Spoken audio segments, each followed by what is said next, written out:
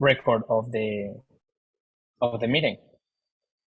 As everybody joins, I'll just want to give a warm welcome to all our experts and all our participants who are joining to this course, to this seminar on AI and diplomacy, all the interconnections, as well as the challenges and opportunities that can come from it. It is my honor to be representing UNITAR on behalf of my head of office, Ambassador Suazo, and putting our bets on the discussions on these new topics that are this intersection of these two critical areas. We're living in very unprecedented times, and this almost exponential technological advancement that keeps moving forward every day. We see rapid advancements that are affecting our lives, and that will also be affecting all the geopolitical landscape and transforming our nations and our world into something that we want to be prepared for. It is crucial that we engage in international cooperation and that multilateralism starts at the forefront, as well as ethical AI governance. In our role of capacity builders, we recognize how important it is to have this kind of events and to have them as an open discussion where all of you, diplomats, delegates, United Nations staff, and distinguished participants will be able to be asking questions from experts on the field. I really would like to thank Larissa Chalkin, who has helped us so much. She's one of our experts in many other matters, but we jumped into asking her, can we organize this briefing? And she didn't doubt for 1 second and helped us to put all this together. So thanks to you, Larissa Chalkin, who is also the CEO and founder of the Global STEM Education Center, as well as a NASA Global Partner and Educator, and a Global Diplomacy Initiative panelist who joins us almost every season. And some examples of AI, as we're going to be discovering throughout this workshop, and how they can be used are data analysis and decision making, supporting scientific research and collaboration, and promoting sustainable development. So it can be used as a great tool that we'll be diving more into it. And with this, I don't want to take out more time from everybody who is waiting to hear from our experts and from our moderator, Larissa Chalkin. So I'll pass the floor to you, Larissa, and thank you once again so much for being such an instrumental part of making today happen. All right, thank you, Pelayo. I really would like to express our appreciation to His Excellency Ambassador Suazo, and a big thank you to Pelayo Alvarez, who is Pelayo. He is joining from the New York UN office. He's a program coordinator of UNITAR in New York and has been supporting Ambassador Suazo for the past 7 years, developing capacity building projects focused on diplomacy, sustainability, and United Nations core skills. Pelayo is also a mediator certified by Columbia Law School, one of the UNITAR's most successful partnerships, as well as a fellow of the Foreign Policy Association. I'm really pleased to work with Pelayo on many different initiatives and being honored to be a teaching faculty. And I see my colleague here, Professor Mike Gibot, who is today is in the capacity of attendee. So we're welcoming you as well. It's a pleasure and a privilege to really welcome all of you into this very important discussion. May I take a moment to introduce our speakers? And we are in the middle of a very busy day around the world. So we appreciate your patience as we're joining and people joining from different parts of the world, different time zones. So when the presenters will be presenting and speaking, we appreciate if you would put yourself on mute. And if technology would not cooperate too much, we'll also might ask you to put your video off as well. But so far we're doing great. And I would love to introduce our first speaker, who is Dr. Eugenio Garcia, who is a technology diplomat, Deputy Consul General of Brazil in San Francisco. He's also a head of science, technology, innovation, and a focal point for the Silicon Valley. Dr. Garcia has 30 years of professional experience in foreign policy and diplomacy. He holds a PhD in international relations and has since conducted academic research on artificial intelligence and global governance. He also served as a senior advisor to the President of the United Nations General Assembly in New York from 2018 to 2020. Although our speaker will take a moment to take the floor in just a moment, I would love to provide a quick introduction to other two speakers who already joined with us, and I want to make sure that you know that they are with us. They will be speaking later, but again, I want us to welcome them into the room. So we are tremendously privileged and honored to have Dr. Alonso Vera, who is the Chief Human System Integration Division, NASA Ames Research Center.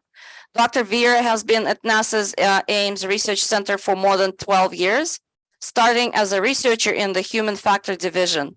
Since then, he has held positions of increasing responsibility and leadership in research, project and line management, both at Ames and the support of cross-centered NASA program. Most recently, Vera served as acting deputy director of the Exploration System Directorate, where he coordinated efforts across 4 technical divisions to advance the research and implementation of NASA technology.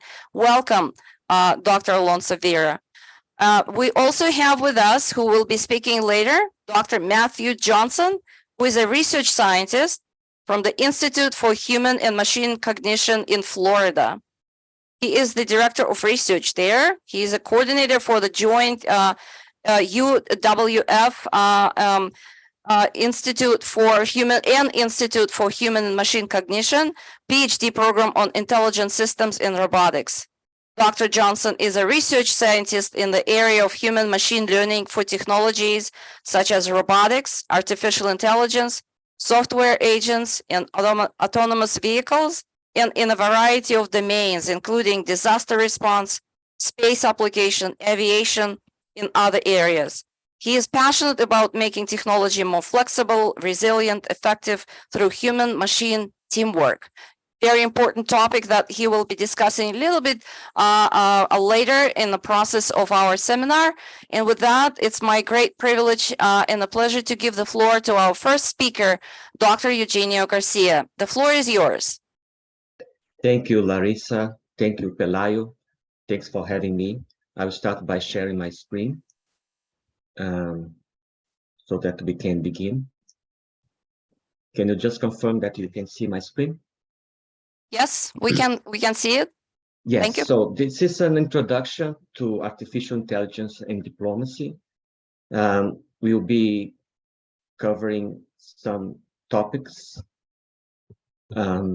Just make sure that,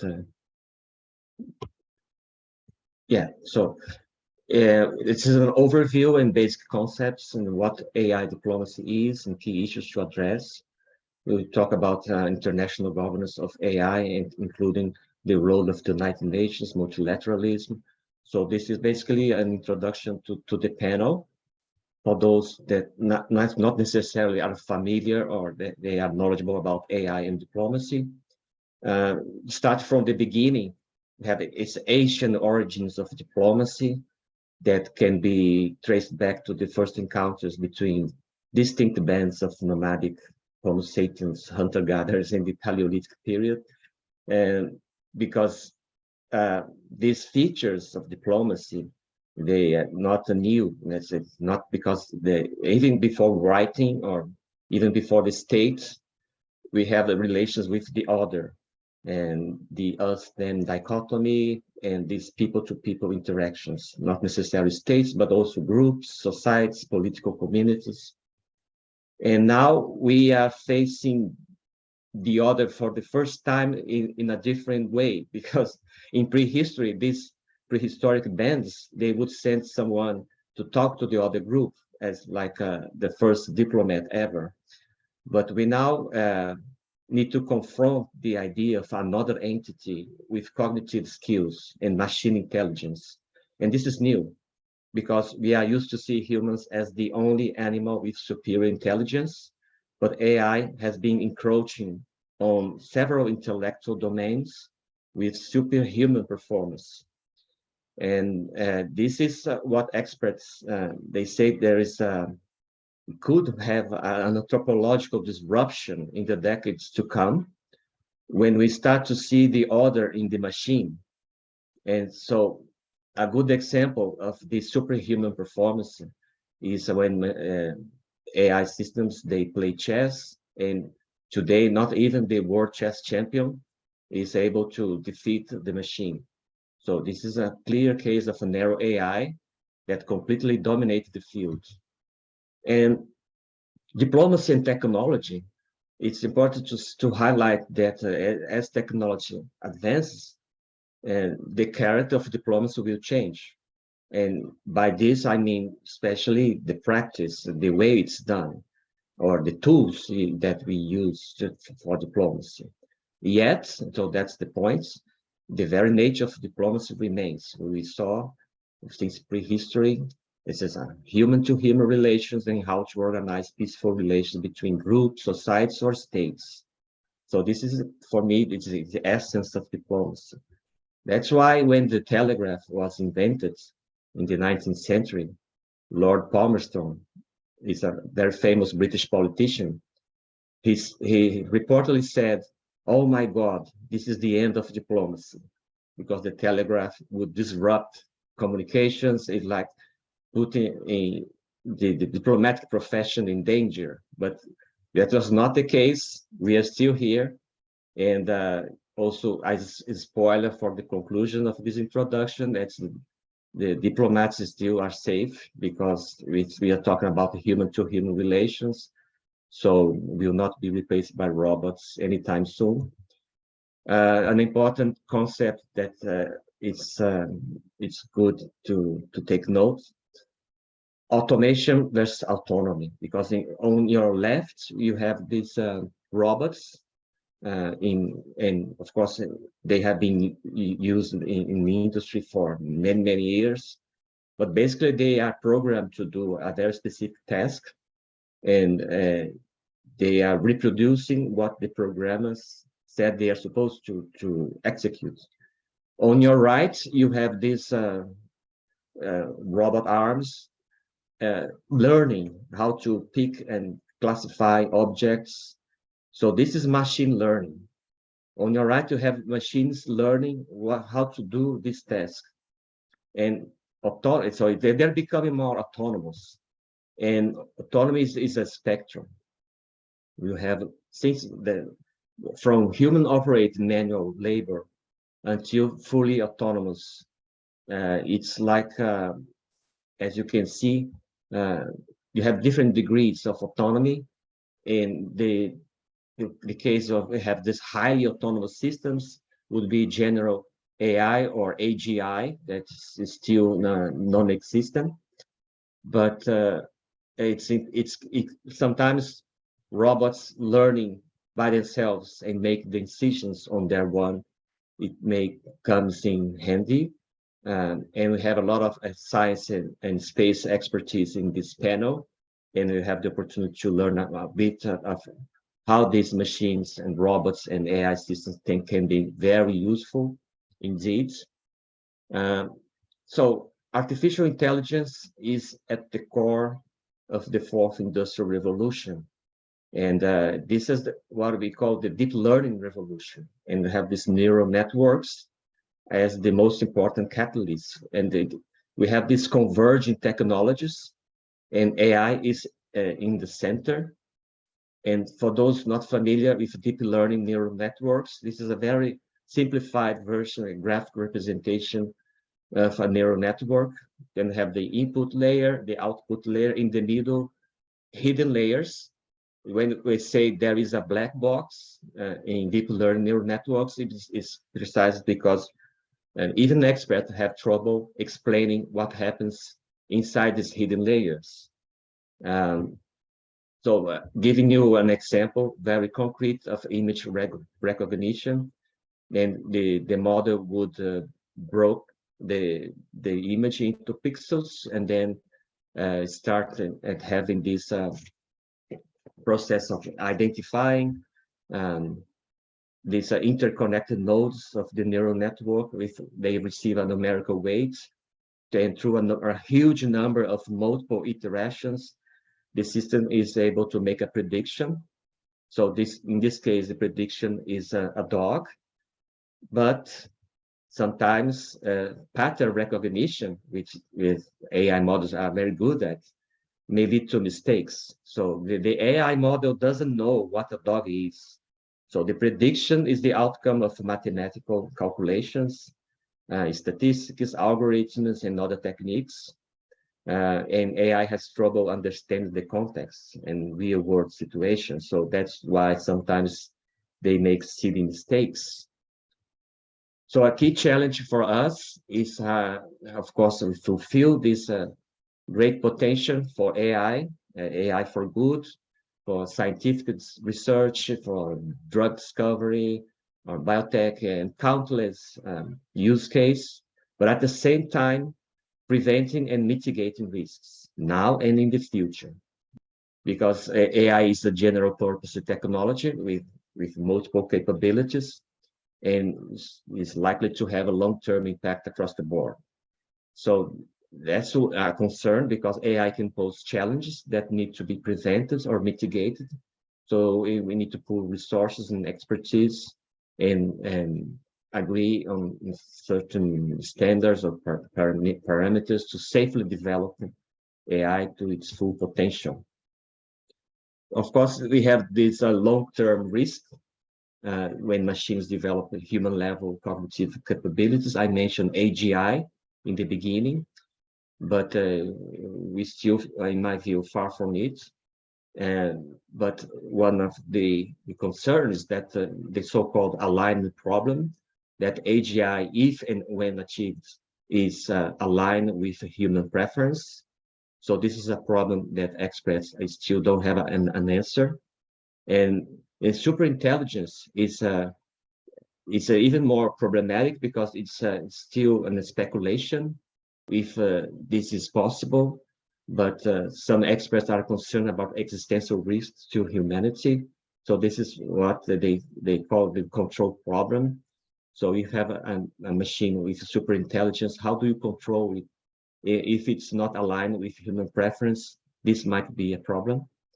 But so yeah, in the present, what we have now is narrow AI. So these machines specialize in one task only.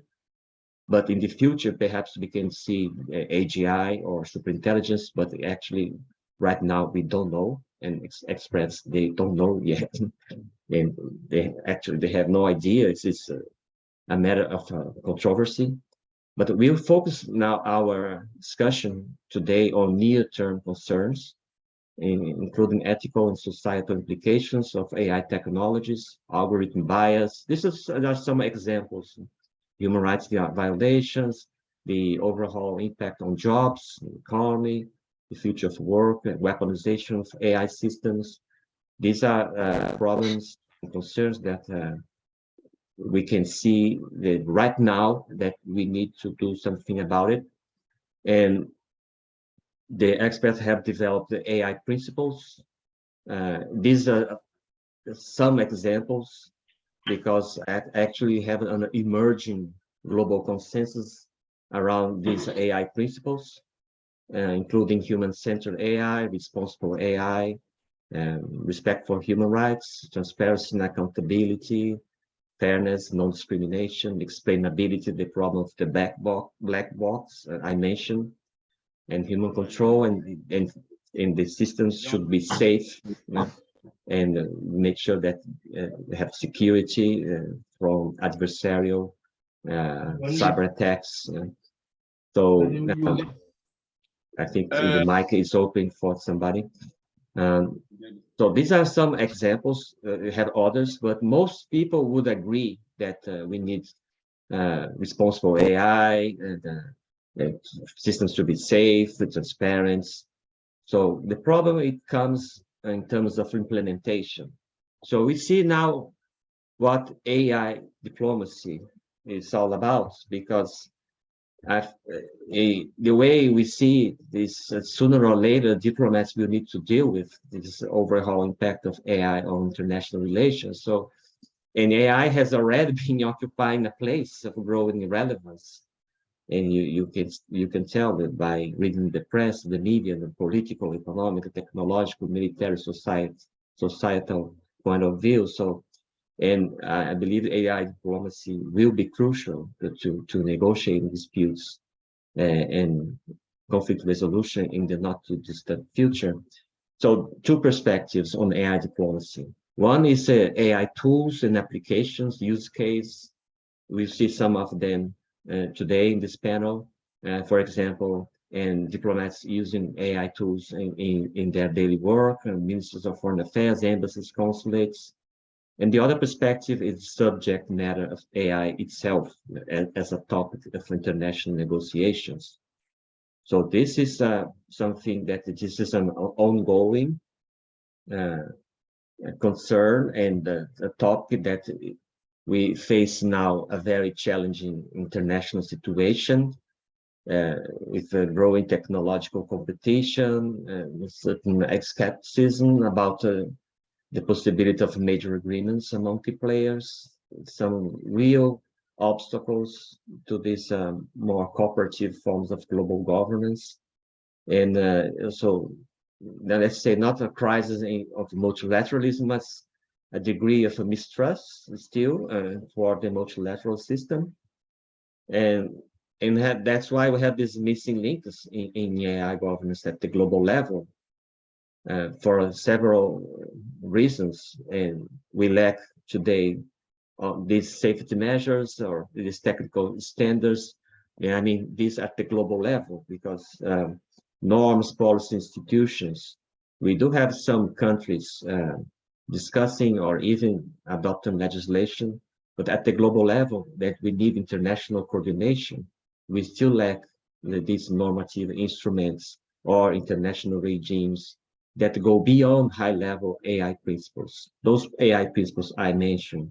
So that's how do you go from these principles to implementation? I think this is a key problem and a key issue to discuss, because what we see is a fragmented landscape of international governance of AI today. And if states fail to coordinate well, AI governance can become balkanized. Sometimes when we discuss the internet, people talk about the split internet scenario of a fragmented internet. So here, in the case of the AI governance, we could have opposing blocks holding incompatible or conflicting rules. And even for private companies, this is bad for business, because companies would face different regulations across the globe.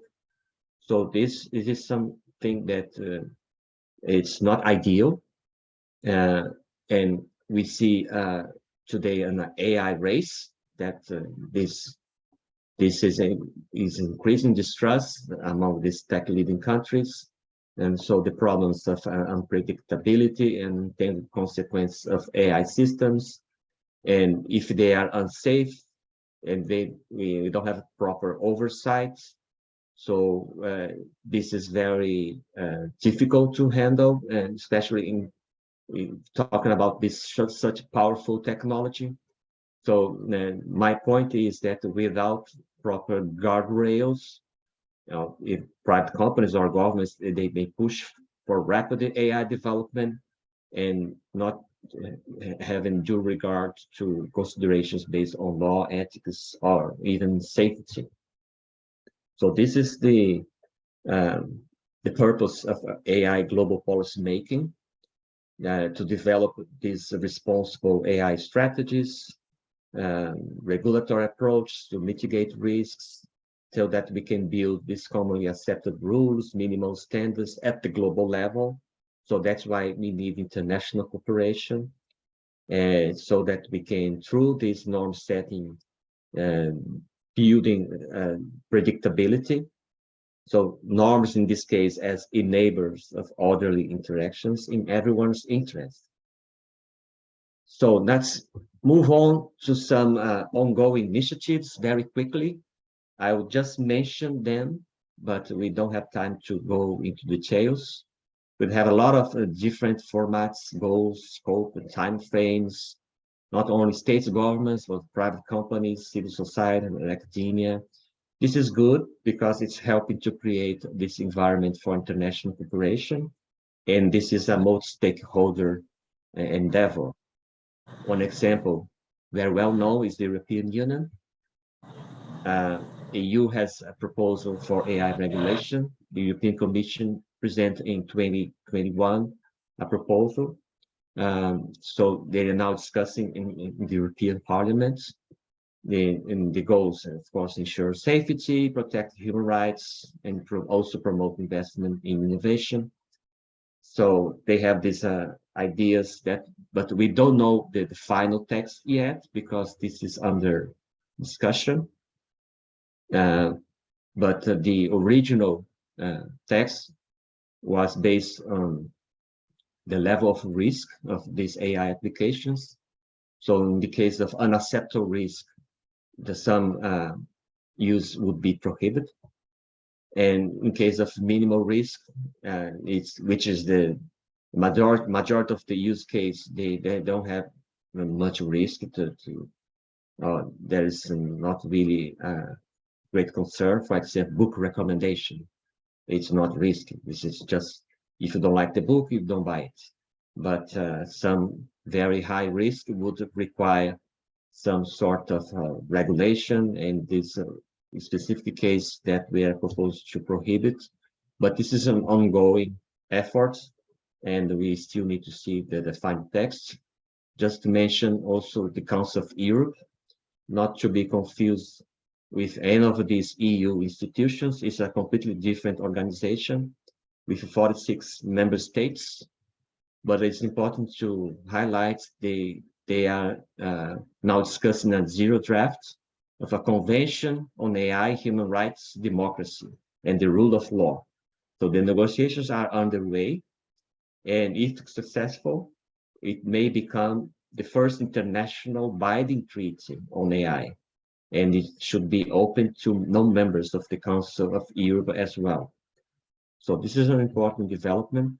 I also wish to mention OECD, the Organization for Economic Cooperation and Development. This is a cross-regional group of states, and they adopted in 2019 recommendations on AI principles.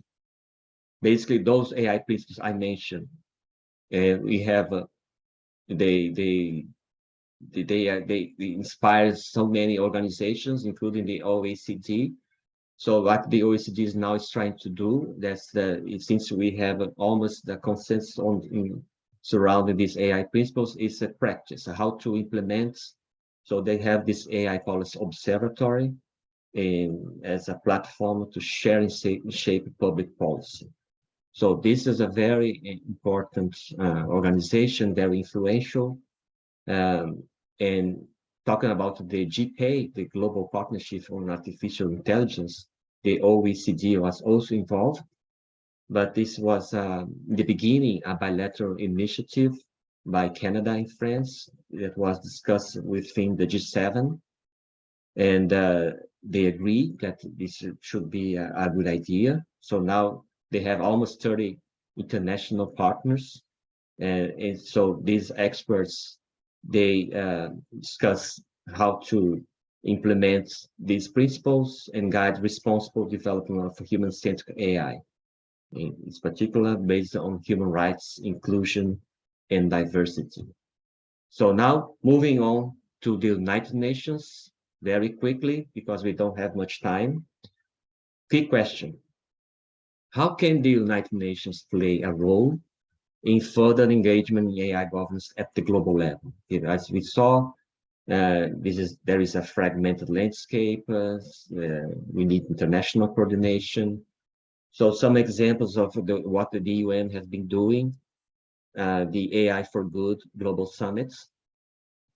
This is an initiative organized by the ITU, International Telecommunications Union, and other partners. It's a multi-stakeholder initiative sponsored by the UN, was an annual event. Then since the pandemic, also now online. And this is basically a forum to exchange views on best practice on AI for good. So and especially in the implementation of the Sustainable Development Goals, SDGs. UNICRI, the UN Interregional Crime and Justice Research Institute, they have established this Center for Artificial Intelligence and Robotics. It was established in 2017 in The Hague. The goals to disseminate information, and they have training activities, capacity building, and also promoting public awareness. They have a mandate, and they have been working on, in particular, cybercrime, law enforcement, in partnership with Interpol, criminal justice. This is under the umbrella of UNICRI. So counterterrorism and other malicious uses of AI.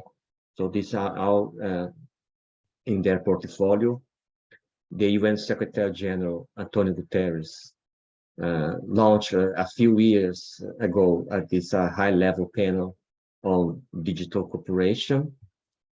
This was a group of 22 experts. They were invited by the UN Secretary General to discuss digital cooperation, but interesting enough, there is also in their work a specific concern about AI. They launched a report in 2019 in a roadmap released 1 year later. And recommendation 3C of this report refers specifically to AI-related issues. So this roadmap, all these documents, they are available online. You can double check later the text. But this roadmap by the high-level panel, they identify a few challenges in terms of AI governance, including lack of representation and inclusion, especially in the case of the global south, developing countries. So there is not an ideal coordination of these initiatives. I mentioned some of them, but not necessarily they are coordinating, and they are might be the case that they are completely separate and not integrated and going to different directions. And the need for capacity building, that we need AI expertise, and this is also true for AI diplomacy. Quickly mention the Global Digital Compact. This is an ongoing process led by co-facilitators, Rwanda and Sweden, and having formal consultations underway, including on AI.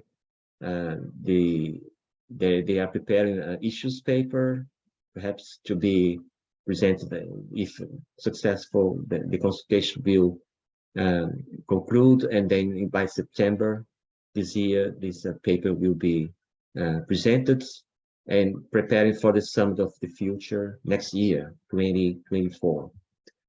And finally, UNESCO. UNESCO approved in 2021 the first global standard-setting international instrument on the ethics of AI. So this is a very comprehensive document in terms of values and principles, but also areas of policy action aimed at implementation. And this is key. And member states now, they are free to apply this recommendation domestically or not, because this is on a voluntary basis. But the follow-up of this recommendation, in addition of member states taking steps to apply this recommendation domestically and establish, for example, national commissions for AI ethics. But in addition to that, UNESCO has been developing a global ethical impact assessment methodology for AI technologies. So this is a very important contribution. And to conclude, the role of the United Nations, the key question I was asking. So in my view, yes, the UN can promote international cooperation and facilitate negotiations on how to deal with these controversies on AI global policy making. And yes, the UN can offer a neutral and multilateral platform for discussions on AI in several domains. So I'll stop here. This is my email, just in case if you need to uh, reach out. I'll be happy to help you in any way. But thank you so much, Larissa. Then I Sure. over to you. Sure. Thank you very much, Dr. Garcia. Thank you very much. As we agreed, it's okay to go by first name. So thank you very much, Eugenio.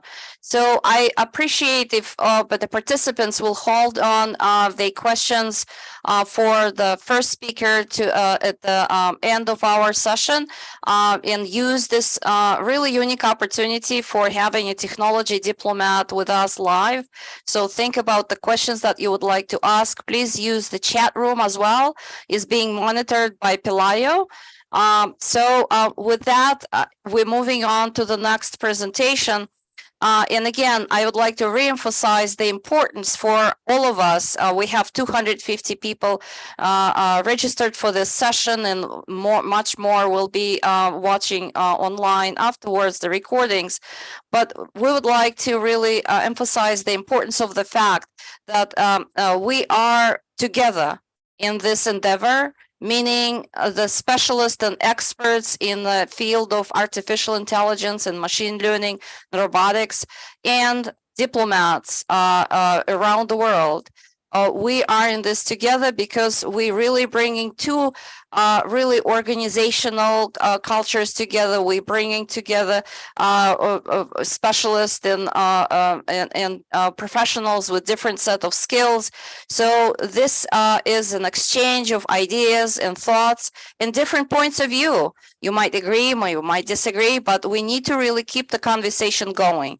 So we're running a little bit late, but we appreciate your patience and understanding. And because we have truly unique speakers lined up for this session, we would like to give all time that they need for all our speakers, because truly we feel it's a unique opportunity for all of us to learn from them. So with that, it's my great pleasure to introduce our next speaker, who is Dr. Matthew Johnson. He is a research scientist from the Institute for Human and Machine Cognition. He is the Director of Research and Coordinator for the joint UWF and the Institute for Human and Machine Cognition PhD program on intelligent systems and robotics. And again, you can read his full bio in your program. And Dr. Johnson, or if I may, Matthew, the floor is yours. Thank you. Thank you very much for the invitation. Glad to be here. My name is Matthew Johnson. I'm with the Florida Institute for Human and Machine Cognition. We're a nonprofit research group down in Pensacola, Florida.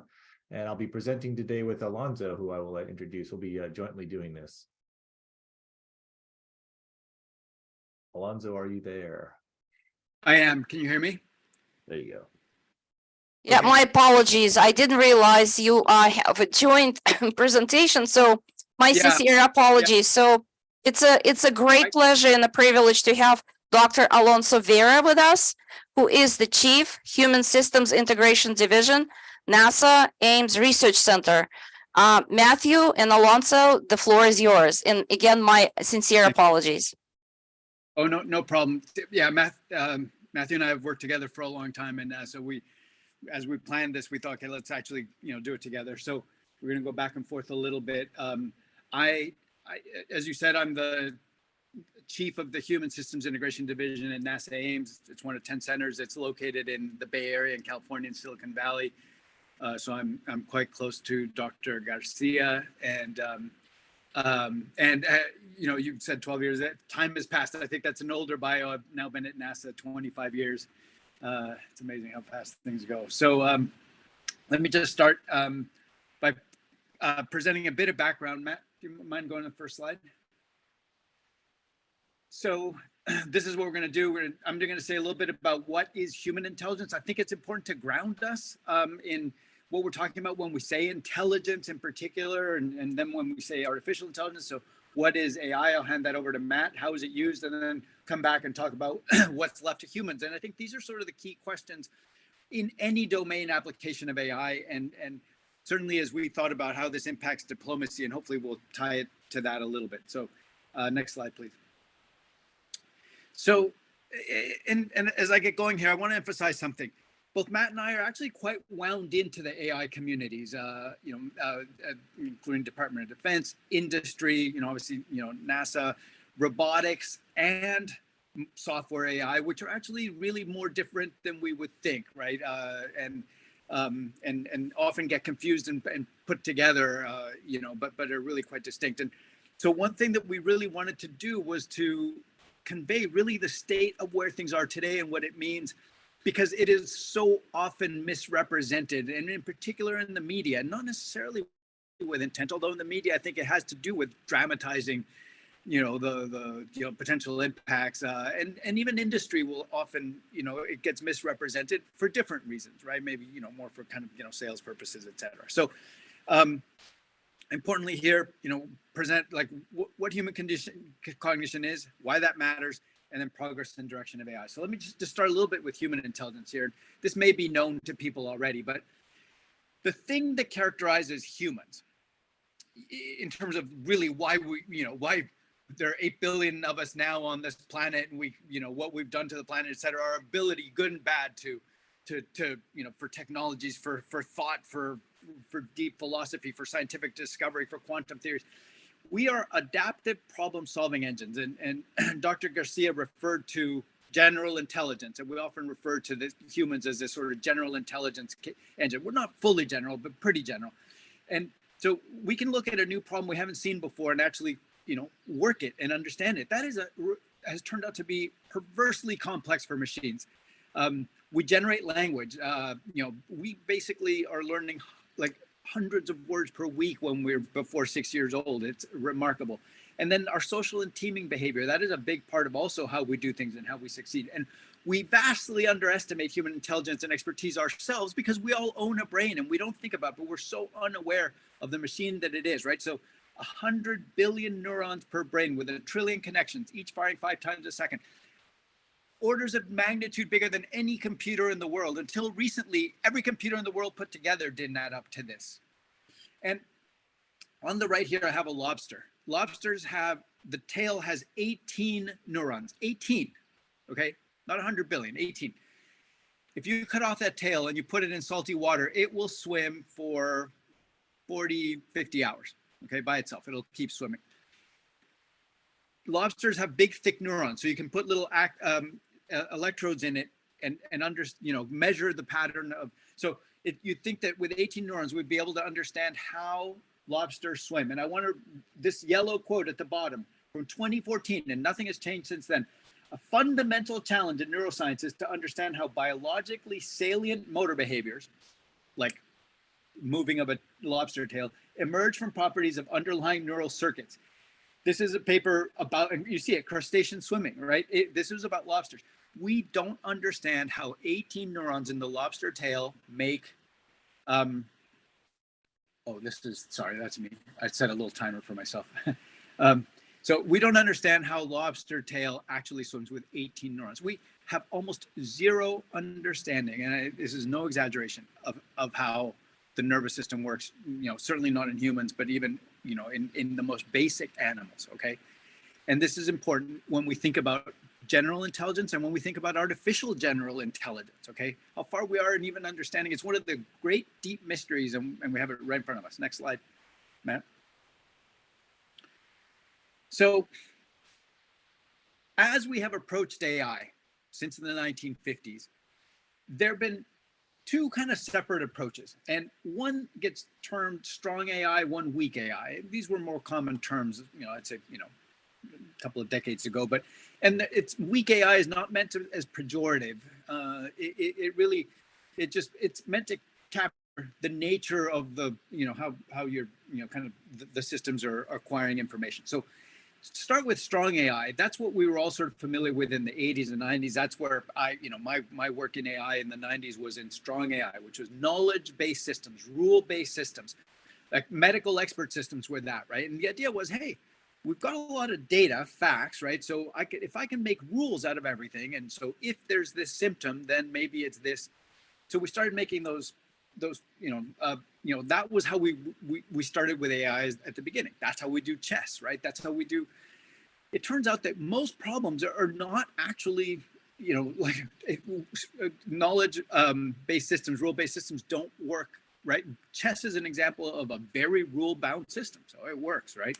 But the world is not like that. The world is complex. The world is constantly changing. So knowledge-based or rule-based systems, strong AI, and you see that line from in the last decade, it is progressing incrementally at best. Really, because there's still people working on knowledge-based AI, but the progress is very slow, right? Because these systems are brittle. And that's why we still really don't have medical expert systems, although every now and then there's the big promise of it. Weak AI, which was just analyze patterns. And then from that, what do you get? You get very powerful, for example, natural language processing, self-driving cars, that's SDCs, the game Go, face recognition, pattern analysis. It tricks us into thinking that more cognition is going on, more thinking that we're able to do.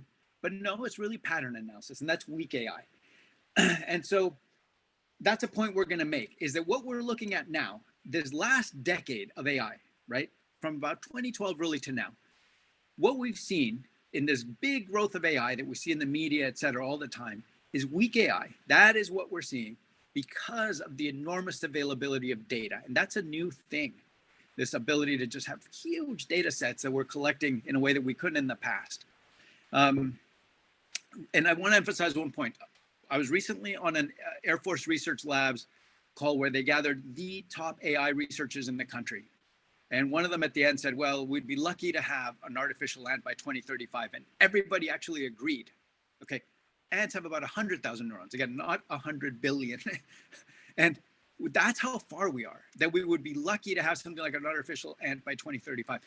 But what AI can do, right? Because the point here is not to be negative. AI is really advancing quickly, is that it actually has the potential to change things in the near future. And with that, let me hand off to Matt, and I'll come back and tie it back to humans at the end. Thank you. All right, so that was a nice little introduction to human intelligence and how it's very different from what we're seeing in AI today.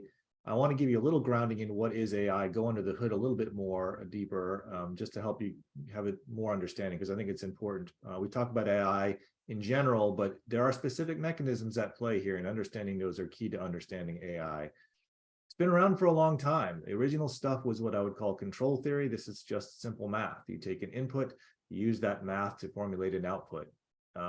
Be called control theory.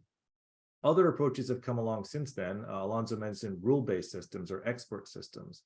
These are a set of simple if-then rules. If this happens, then that, right? And you can stack those together into a production system and make yourself this quote-unquote expert system. And that was called AI for a long time. No one's referred to that as AI in about a decade because there's these other approaches. There's also automated planners that have been around for a long time. And this was considered AI for the longest time as well. Now they're simply referred to as planners for the most part. And an automated planner is different than these other approaches because it's determining a sequence of actions. It's saying, for example, this monkey wants these bananas. It needs to reason over the fact that it can't reach them. And there's a box nearby and that box is movable and you could stand on that box. And if you did move and stand on that box, then you could reach the bananas and you have yourself a plan. And so all of these fall into the bin that Alonso was referring to of knowledge-based systems. We're building knowledge through math into these computational systems to enable them to do things like control stuff or make a decision or come up with a plan. Those are all knowledge-based systems. And at some point in history, they were referred to as AI, and they are no longer because they are now considered basic and fundamental. The latest stuff we call machine learning for the most part, and that is almost arguably the thing we mean when we say AI right now, even though all these other systems were AI in the past. And the main difference, as Alonso pointed out, is it's really a statistical pattern-based system. I'm not trying to build knowledge in, I'm trying to learn that knowledge, so to speak. One problem with the discussion on AI, and you're going to find this in diplomacy, is the term is too vague to be used effectively when talking about technology. So as you discuss AI, I would advise people to really look at the fundamental mechanism underneath the AI to truly understand what's going on. AI is far too general a term to be useful for a diplomatic conversation, because all of these things at one time were considered AI, and they're fundamentally different from each other. So take a little bit look at machine learning specifically. So machine learning is really about teaching computers how to understand patterns. For most of history, we had a human programmer that would understand the world's inputs, write an algorithm, a function, a mathematical equation that would figure out how to transform that input into the necessary output or behavior, and we call that programming. The idea with machine learning is you replace that human and you have a machine do this function generation for you. The machine is now going to learn how to do that transformation of input to output rather than have it be human coded. And this is an extremely powerful paradigm. One problem is the human is figuring this out when they do it as a programmer. How does the machine do it? Well, the machine gets trained, and it gets trained on data. And this is really a key understanding point for machine learning. Machine learning doesn't happen because the machine woke up in the morning and decided it wanted to learn something. It's learning on very specific things, in particular data. And there's two main approaches to how to go about doing this. One is called supervised training. In this case, I give the machine a bunch of data, and a human being has gone and labeled that data and said, this is what the data is. And then the machine learns from that labeled data that this is a leopard, or this is a container ship, or this is a panda. There's also unsupervised learning, where I give the machine data and I don't label it. And this would be a lot easier to do because you don't have to label the data. Unfortunately, what the machine learns is clusters. Now, these clusters might represent a leopard and a container ship and a panda, but one, the human doesn't know that, and two, the machine doesn't know it either. The machine just knows clusters, and that's unsupervised learning. And it's really, again, important to understand the mechanisms going on inside of machine learning.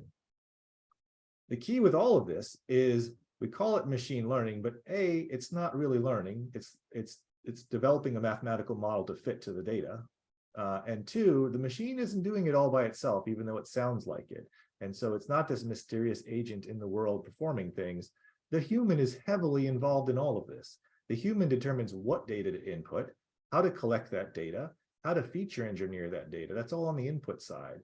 Even in the function, which the machine is quote unquote learning, it's designed by the human. The neural network, which is the functioning component, is designed by a human being. How many layers you have, how they're connected, and all those things. How you fit the model, how you do hyperparameters.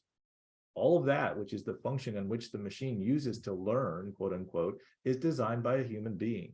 And finally, the output is evaluated by a human being in terms of reward functions or whether the quality of that output is good. And so while we look at this as an autonomous process, it isn't. There's a human involved throughout the entire thing. That is also very important to understand when discussing machine learning. So now we'll jump to how it's used. So very quickly, a couple things. First, as the title of our presentation suggests, no AI is an island, right? I kind of mentioned this all throughout there.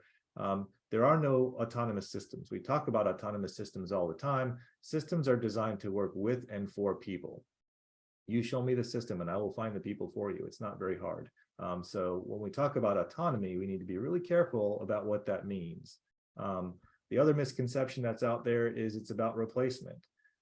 Very often we see, oh, AI is going to replace this or that. And that's usually not what's happening. It will absolutely change the nature of the work. It will absolutely change the role of people and what they're doing, but you're not fundamentally replacing them.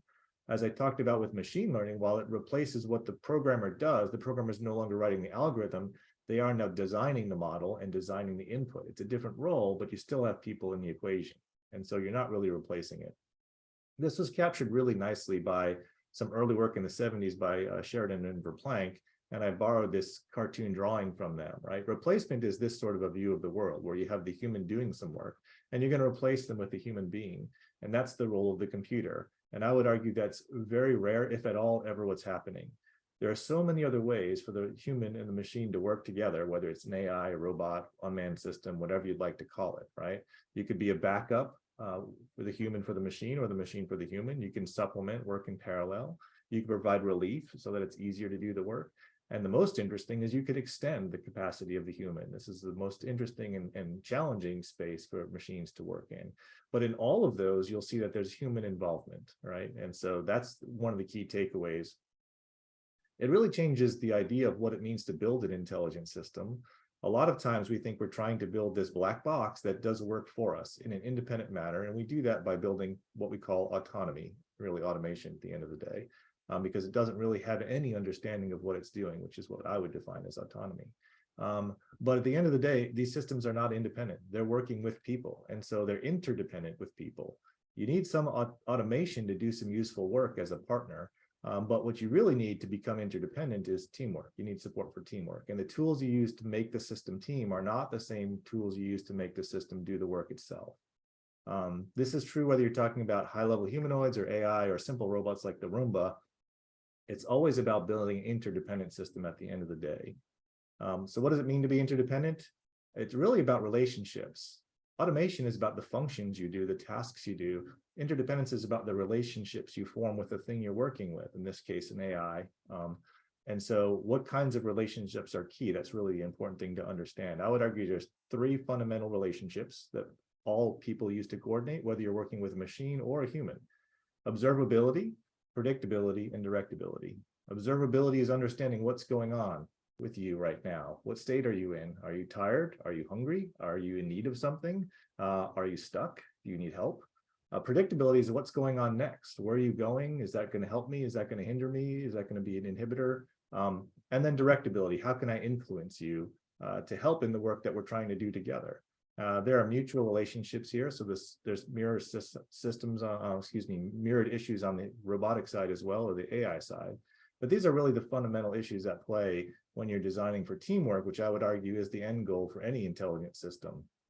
If this system is extremely intelligent and can't team, it's the same as a human person who's extremely intelligent but lacks some social skills. That person will be difficult to work with. What makes a person useful often is the teaming qualities, not necessarily the superior intelligence. And I think that's something we should think about as we're deciding what to do with AI. I would also throw in as a last comment that these relationships are fundamental to lots of other relationships. You've probably heard about explainability being important with AI. These new modern machine learning approaches are not very explainable. They're black boxes, even to the people who are building them. That's a challenge when you're working with a system, for it to be non-explainable. That's not a good solution. I would also argue that these are the relationships that you use to build trust. Trust is not a thing that you build into a mathematical component in terms of reliability. Trust is a relationship you form by understanding that system, which comes through these relationships. And with that, I will end by saying, no matter how sophisticated you make this intelligent system, there will be an equal or greater need for sophisticated collaborative skills. I think that is true of everything. The more complicated task you're trying to do and think about, you will need matching collaborative skills to go with that to be effective. All right, back to Alonso. Okay, now go to the next one. So, okay, so what's important here, and I this is an important takeaway. Well, we're not saying that AI, machine learning needs to team with humans for either philosophical reasons or ethical reasons. What we're saying is that machine learning, AI, is not progressing at the moment toward general AI. We're not, like, the progress of AI today is not in the direction of artificial general intelligence. It is really fundamentally different than human intelligence. It is non-convergent. Okay, so therefore, the most power, the thing, so AI, what is happening right now in AI is not going to evolve into something that replaces humans. That's why you have to team with humans. It's not, again, for principled reasons. It is the fact that we still don't have fully self-driving cars on the roads, even though in 2014, I remember speaking to somebody at Google who said, yes, we want these on the road by the end of this year. Here we are almost a decade later and still not, maybe in controlled little environments, et cetera. There are fundamental issues with machine learning relative to performing even simple things like driving, which aren't highly cognitive, right? So that's very important here, which is we're saying AI, the teaming comes because that's how we're going to get the most out of it, and because it is not growing toward autonomy, right? Okay. Now, what are the opportunities? Really, then the opportunities are to inform and support human decision making, and we talked here about kind of this idea of governance and AI governance, right? You know, and Dr. Garcia talked about it. AI governance is something that we need to, you know, focus on, and there's a reason why that's important too. So again, going back to what Matt said, we're not going toward artificial general intelligence, and it's not really even machine learning, right? It's kind of machine, some people describe it as machine guessing, right? Because it really is inferring patterns from large data, but it's powerful because it allows us to understand dynamically changing situations, environments, and conditions in a way that we couldn't before. So basically, it's large-scale pattern analysis of telemetry. And telemetry is what at NASA we use to describe the data that's coming kind of directly off sensors. And that's really the change of the last decade, is the fact that we've got more, in a sense, sensors. Like Amazon selling things all over the country, all over the world, right? Or Walmart here in the US, right?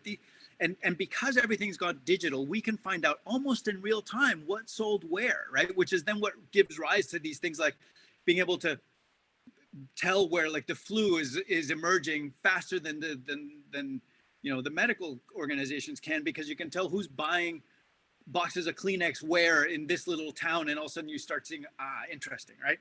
So all of a sudden, the fact that we've gone largely kind of digital across the world, and that data, we can collect it and we can use it, gives us this kind of pulse that is a dramatic change from when, as Dr. Garcia said, you know, one person from one group went and talked to another person from another group in prehistoric time, and they said, we have 22 people in our tribe. How many do you have? We have 24. And at some point, you know, the world started growing, and about 150 years ago, we started getting statistics, a way of abstracting, of representing. You know, I'm now going to take a representative sample and give you some averages. Why? Because you couldn't count people anymore. Okay. Now, this new world, which is, again, entirely about the vastness of the data we're just collecting now, that is the power. That's where we are today. And in a little while, we won't even call this AI. It's data analytics, and it's that we're doing machine learning over it, right? That is this powerful thing that we're just getting. And so it gives us this very real-time analysis of what's happening. And Matt and I just talked earlier about California earthquake recently, where Fitbit, the company that makes the little, you know, watch-like things that monitor your sleep and everything, and you can set your Fitbit to send the information back to the company. Well, enough people had done that when the earthquake happened, Fitbit had extraordinarily good information about exactly when that earthquake happened, how it spread across, where, you know, what communities felt it first, because everybody woke up at the same time, right? So that's this idea, right, of like the data is just there, and it's just us kind of pulling out those patterns. So machine learning, data analytics is today where, you know, say statistics was 100 years ago, right? It's opening up this new world of being able to describe things at an aggregate level, and it's powerful, right? It's what gives us now kind of the ability to recognize faces, the ability to generate like ChatGPT, right? Where, and by the way, AI governance, ChatGPT I think there's a reason why Elon Musk and, you know, the other group of industrialists recently said that we're at, again, another AI dangerous point. The danger with all this is that although we can look at this data, this large data, and look at the patterns, there's no truth or falsity in it. It's just patterns. And so when you have something like ChatGPT, which can make up facts, and that is what it does, right? It doesn't understand anything. It's not grounded in the world. It doesn't intentionally lie. It just, you know, it just makes things that look real, right?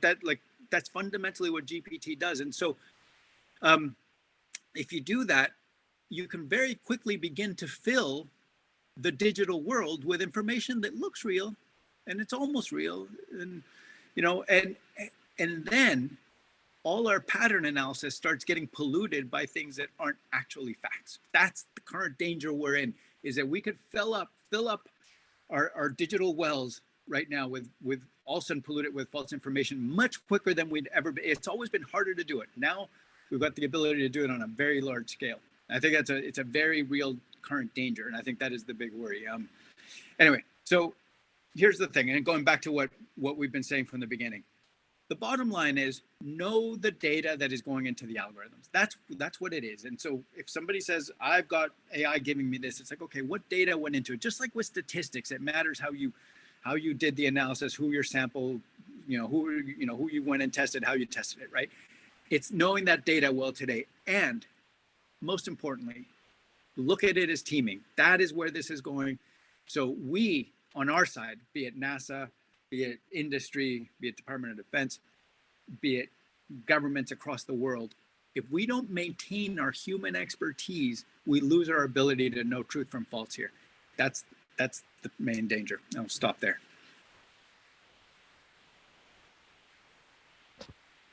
All right. Thank you very much. That was an amazing share of thoughts and ideas. And for those of you who just joined the live streaming of our session, I would like to remind you we just had the pleasure of having Dr. Alonso Vera, who is the Chief Human System Integration Division from NASA Ames Research Center, together with Dr. Matthew Johnson, a research scientist from Institute for Human and Machine Cognition in Florida, who is also coordinating the joint PhD program on intelligent system and robotics. That was excellent presentation by two experts in AI, and a lot of things to learn, a lot of food for thoughts. So thank you, Dr. Vera, and thank you, Dr. Johnson. We see questions in the chat room. Pelayo is kindly managing our chat room. We ask you to hold your questions till the end. And we also encourage presenters as well. If you have questions for each other, please wait until the end, and we certainly would be happy to have some time for question and answer. We had a great privilege and a pleasure. We're so honored to have Dr. Gianmarco Miller with us today, who is the coordinator for Science Diplomacy and Multilateral Relations European Commission and DJ from DJ Research Innovation. Following his PhD in geography, Dr. Miller's career included management positions in environmental research centers in Germany, Italy, and the UK. After being an assistant to the Director General of the Joint Research Center, from 2009 to 2012, he managed the office of the Chief Scientific Advisor to the President of the European Commission from 2012 to 2014, and then helped setting up the Commission's current scientific advice mechanism. From 2017 to 2020, he worked for the International Institute for Applied System Analysis as coordinator for science diplomacy. Lastly, from 2020 to 2022, he served as the first science and technology advisor of the European External Action Service before joining DJ Research and Innovation as coordinator for science diplomacy and multilateral relations. Welcome, Dr. Miller. We're truly privileged to have you with us, and the floor is yours. Yeah, thank you very much, Larissa, and hello, everybody. So as you've seen just from my CV, I'm not at all an AI expert. I'm just a humble geographer, but somebody who has worked for many years in this twilight zone between science and technology on the one side and policy and diplomacy on the other. So I've been watching the development of this interface between science, technology, and diplomacy over the past years. And if I look at this development, kind of 10 years ago, so we were very much still in this mood of, I would say, a romantic view of science and tech diplomacy, which is about, building bridges, keeping communication channels open, being helpful, being a soft power, etc. But what we have seen more and more in recent years, that this kind of impression, this image has changed. And this, of course, has to do with the geopolitical developments we are seeing in the world, going to a kind of multipolar, much more fragmented world, which is coined by systemic rivalries. But there are also other drivers why science and tech diplomacy has crept very much up the agenda in recent years. Obviously, policy issues are becoming much more systemic, much more complex, much more interconnected, much more difficult to understand. And that's why we've seen also all this mushrooming of thematic diplomacies like energy, water, space, Arctic, etc. diplomacy, you name it. And so it has been becoming much more differentiated. And of course, artificial intelligence can play a key role actually in understanding all of this and making sense of all of it. And I will come back to this later. But another development which we have seen is an increasing pressure on the global commons. So on the polar zones, on the oceans, on outer space, but of course also the internet. And all these spaces, they traditionally, in one way or the other, de facto have been governed by science in the past. And what we are seeing are these spaces being, these spaces which are kind of beyond national jurisdictions, to become more and more politicized, militarized, and commercialized. So you will remember a couple of years ago when Russia planted its flag on the North Pole. We are seeing it with China transforming coral reefs in the South China Sea into military air bases. We're seeing it by the fact that half of all active satellites in orbit are now owned by a US billionaire. So all these developments we are seeing, which of course increased pressure on global commons, and science and technology is kind of being caught in between these rivalries. And then, of course, we have seen these very strong technological, very speedy, very quick technological developments, be it AI, be it quantum, be it many other issues, mRNA vaccines, etc., you name it. And of course, this all of this means that it is becoming much more political, because these technologies, they have they can influence the balance of power in the world. So, or some, as some have put it, data is the new oil, and they are becoming really caught in between these systemic rivalries, and that's why we are talking nowadays and on all the corners of the world about issues like strategic autonomy, like technological sovereignty, etc. There's a massive loss of trust in the world between countries. By the way, not just between US-China, but we've seen it during the Trump years between the US and Europe, but also in many other ways, a loss of trust. So all of this, of course, is coming together, and this is a very difficult kind of melange, where kind of artificial intelligence, of course, is one of the key stakes at play. Now, if I think, how will AI impact on diplomacy? Of course, there may be the kind of mundane issues, like I'm still dreaming of the app that will write for me the briefings for my commissioner. But of course, where it has actually a lot of power in diplomacy is precisely what we just heard in the previous presentation. It is really about supporting and assisting decision-making, making sense of all the data. We've seen it, for instance, in very practical applications like rapid damage assessments. After an earthquake, AI can help us quickly to assess the damage, how many houses have been destroyed, etc. We see it also in terms of the development of predictive tools, kind of how likely is that you're going to have a social uprising, a coup d'etat in a certain country, which you can see, of course, by indicators, by watching social media. You can use it for predicting the way of pandemics, like how often people are Googling a certain term, etc. So all of these issues, in a way, can lead the way to very powerful tools that will be helpful in diplomacy. And I think that's the real power AI and the impact is going to have in a positive sense on diplomacy. Now, but as we also just heard, of course, there are also the negative aspects, and we shouldn't underestimate them. And the one which was already mentioned in the previous presentation, and which I see indeed the biggest danger, it will be increasingly difficult to recognize bullshit, to put it very bluntly. Of course, also in the past, we have seen politicians that in a way have misused science. That have politicians who have picked the one single piece of contradictory evidence, even if it is again 97% of the mainstream science, and then say, yeah, science is telling me to do this or that. But in the future, we will be able actually to produce our own evidence, to fabricate evidence to underpin the policies we want to see. And there's, of course, a great danger if this is happening in an uncontrolled way, and it will be much more difficult actually to distinguish the real facts from what is sometimes referred to as the alternative facts, or lies, as we used to call them in the past.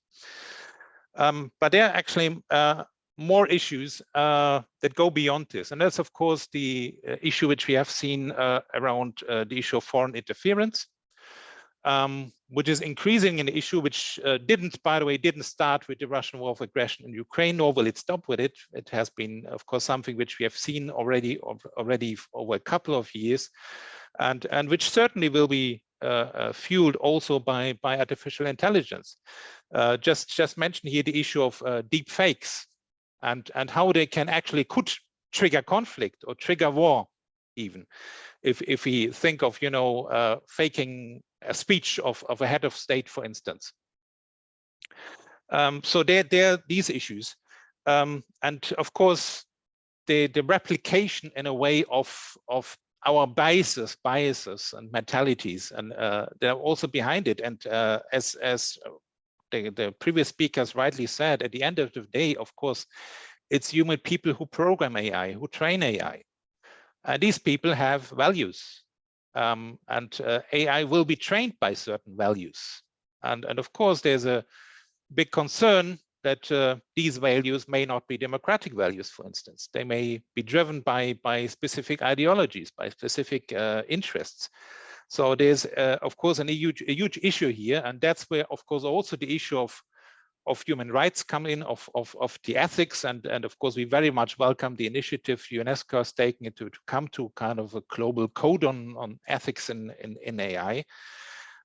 Because at the end of the day, there's also the question, I mean, will AI help us to overcome inequalities, or will it deepen inequalities because of different access to AI by different parts of the world? And that's obviously something diplomacy will have to deal with. And perhaps to finish my statement here, I think one issue we also need to think of is how the digital revolution, and this includes, of course, also AI, is actually transforming diplomacy itself, the actually way we do diplomacy. I just want to mention one tweet that was sent by the former US president, and he tweeted, "We have a, capital letters, massive trade deficit with Germany, plus they pay, capital letters, far less than they should on NATO and military, very bad for US, this will change." Now, something like this in the past would have been a carefully drafted note verbal between ministries of foreign affairs. But of course, nowadays it's trumpeted, or trumped in that case, into the world directly. And of course, now we can see with AI such kind of social media messages, actually with all these internet bots and so on being kind of fabricated in an automated way. And all of this, of course, also influences the very way we do diplomacy. And that's why it is so important. That's why I want to finish here, that we actually train diplomats in understanding these issues, in understanding the impacts of artificial intelligence. They need to be trained in, to understand these people. And this is not just something for headquarters, it's also, of course, for those in diplomatic postings, that the people in embassies, they really need to be trained in both, of course, how they can use AI in a way that it supports their work, but also in seeing the dangers and not being misled. And I think that's something we really need to work on. And that's why we also need to strengthen, in a way, not just the training, but also the advisory processes that will help diplomats really to identify what the real facts are. Perhaps I leave it there. Thank you. Thank you very much, Dr. Jan Marco Miller. That for those of you who just joined the seminar, which is a live stream across UN agencies, that was Dr. Jan Marco Miller, who is the coordinator for science diplomacy and multilateral relations, European Commission, and DJ Research Innovation. So thank you very much. That was a really pleasure and an honor to hear your remarks. Thank you. We're moving on to the next speakers in our agenda. And again, we are really happy to have wonderful representative who would talk about the environmental science diplomacy through education. And we have a great speaker on that topic. It's my pleasure to introduce Holly Cole, who is the project lead for Globe Observer and NASA Goddard Space Flight Center SSAI. Cole manages the Globe Observer project, which collects environmental observations in support of Earth system science. She began her career at NASA Goddard Space Flight Center as a science writer for the Earth Observatory shortly after graduating. Her other roles at NASA include managing education and communication for the Terra and Landsat missions, and coordinating all education and communication for the Earth Science Division at NASA Goddard Space Flight Center. Welcome, Holly, and I hope this is okay to go by first name. What I will do, Holly, just double check if Holly had some challenging issues with internet. Let's just see if she was able to resolve that. Holly, you're here with us, correct? I believe so, but please let me know if I start to drop out at all. Sure. Internet issues are resolved. No problem. So Holly asked me to share her slides from my side. And again, we hope that the technology will cooperate, and I will do as such. And please let me know if you are seeing those slides on your screen. All right, so it looks like it's not coming up, but let me give it another try. So, all right, Holly, can you see it? Not yet. Not yet. All right. That's again technology in action. So we will see. We will see how we're going. There we go. Yeah. All right. Okay. Excellent. Finally, technology cooperating. All right. So let's just see how we will do in changing progressing the slides. All right, Holly, the floor is yours. Thank you so much. Thank you, Dr. Shulkin, for inviting me to be here today. It's an honor to be with everybody.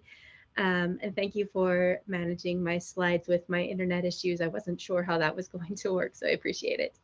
As Dr. Shulkin said, my name is Holly Cole, and I support the GLOBE program as the project lead for Globe Observer on contract at NASA Goddard Space Flight Center.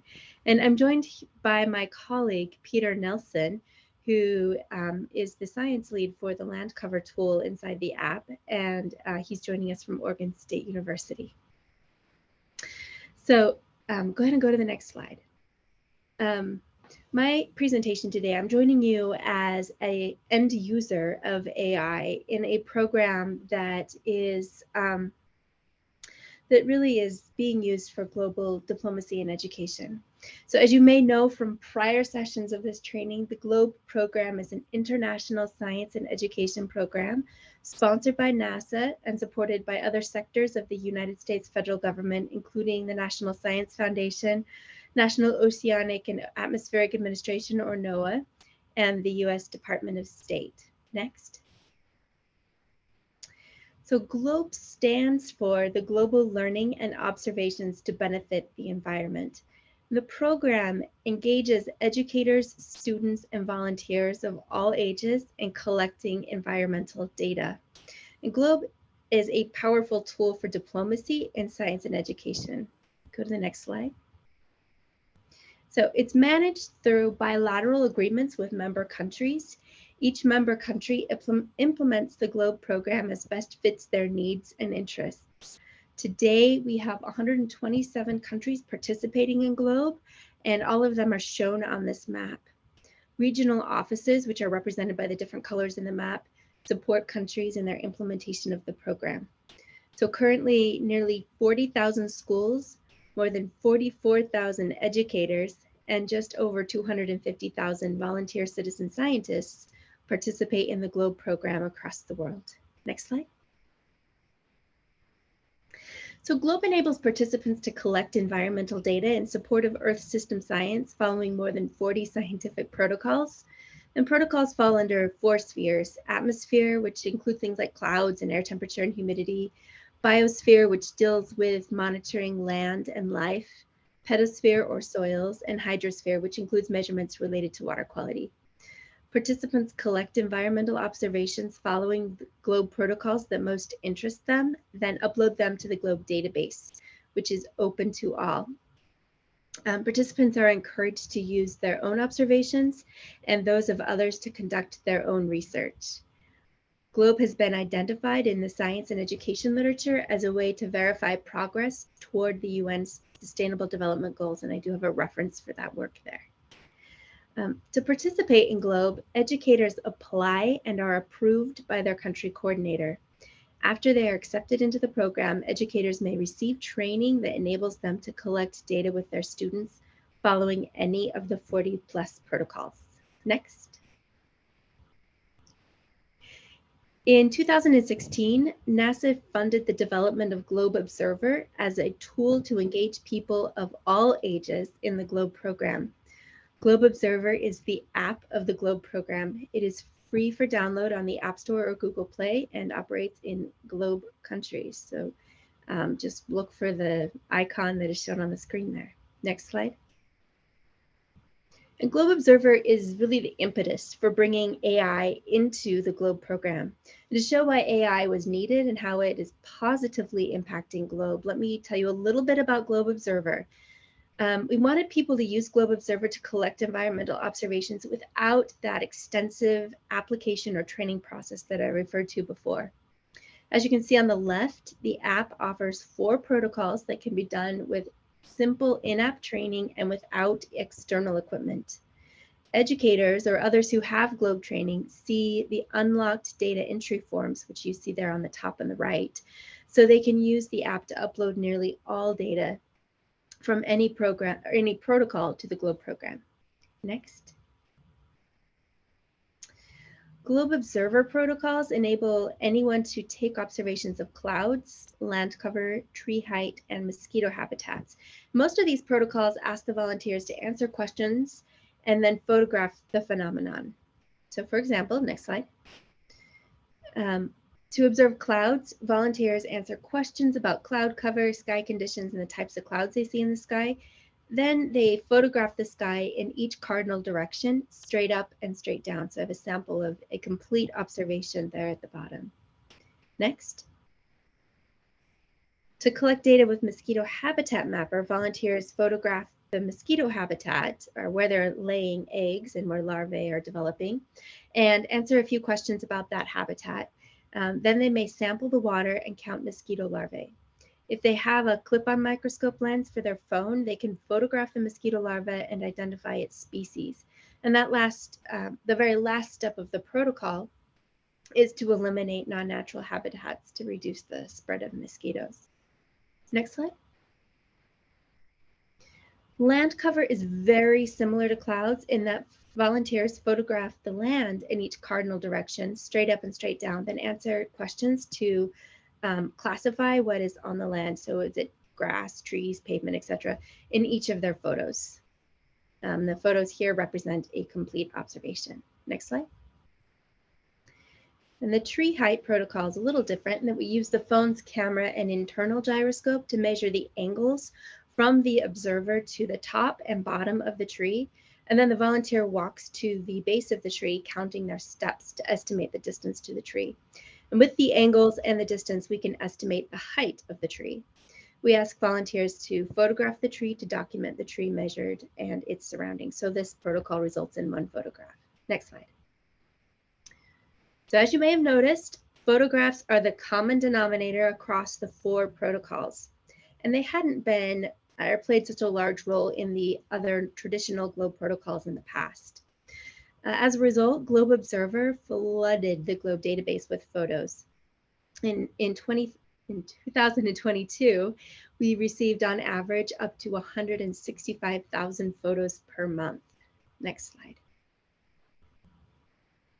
So just like regular GLOBE data, all data collected through GLOBE Observer goes into the GLOBE database where it is accessible to anyone. In particular, students are encouraged to use the data in the GLOBE database to do research projects. Next. And so while all the other data fields, text fields, could be screened fairly simply to ensure that text was appropriate for a child to see, we didn't have a good way to screen the photos. And we recognized that we needed to screen the photos because anyone can submit them anonymously. We worried about students finding a photo of something they shouldn't see, such as violence or a lewd or graphic photo or inappropriate or hurtful language. So we started to screen the photos manually every day, and only the photos only entered the database after a person on the GLOBE Observer team accepted it. Go ahead and go to the next slide. So as we began the screening process, we quickly found that inappropriate photos really weren't a big issue. We've come across very few, but privacy became a major concern. We'd unexpected, but we found out that people really like to be in the photos they submit, or they include bystanders in their photo. And we, you see on the left, the photo of a group doing a protocol, which was another common thing that we saw. We also started to see things like car license plates in photos. And since the photos were associated with location data and an email address, though the email address itself was never made public, we felt that the photos that included faces or identifying texts posed a risk to an individual's privacy. And as an international program that supports diplomacy for education, we had an obligation to maintain the highest standards for privacy. And as a result, we adopted a policy of not accepting photos that included people's faces or identifying text. Next slide. Now, as you can imagine, we found that this manual screening process took a lot of staff time. It also delayed photos from entering the database until someone could screen them, a period of 1 to 3 days. And this really frustrated volunteers who expected to be able to see their data immediately. Moreover, screening photos is a tedious task, and the person looking at thousands of photos can easily lose focus and miss things. These problems were getting worse with time as adoption of GLOBE Observer grew, resulting in the growth in the number of photos coming in every day. So we realized a couple of years ago that AI could be the perfect solution for all of these ideas. AI is more cost-effective than staff time, and using an AI tool would free up that time for other tasks. The AI would be less likely to miss people or text, so it could be a powerful tool for ethically enforcing high standards of privacy for all. So for these reasons, we decided to test out and then implement Amazon Recognition as an AI tool in 2022 to screen photos submitted to the GLOBE program. Next. So after an initial test period where we compared AI results to manual screening results, we found that the AI was catching everything that could potentially be problematic and then some. So we are now screening the photos that the AI flags as potentially problematic. Then this means that the data are integrated into the database far more quickly, since only a fraction of the photos are flagged and the AI is always on. And this also provides a more satisfying experience for all our volunteers. The AI is set up to blur faces and text, which means that we can accept photos that we would have had to discard before. So you can see in this photo, and the examples I'll show next, how the AI tool blurs faces and the text on the street sign. This is a photo that wouldn't have made it into the database before, but now I can accept it without compromising anyone's privacy. Finally, the AI labels the photo content, which may open up possibilities for quality assurance by providing secondary classification, which I'll talk about a little bit more in a few minutes. Next slide. So these photos are all photos that we would have rejected and discarded before we implemented the AI, with the exception of the foot photo, which is an example of a photo that the AI flags, but that's perfectly fine. So the blurred area in the top left photo likely contained identifying text, text that was about the school where this was taken at.